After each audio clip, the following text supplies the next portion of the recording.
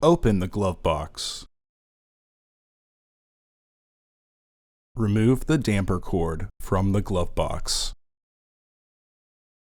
Push in on the sides of the glove box to release the stops. Detach the glove box from the hinges.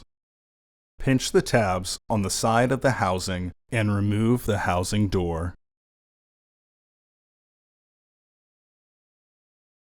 Remove the old filter from the housing and clean out any debris inside.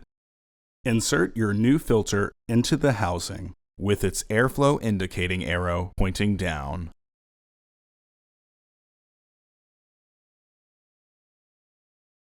Reinstall the housing door. Reinstall the glove box by relatching the hinges. Some carefully applied pressure to the base sides will have it click into place.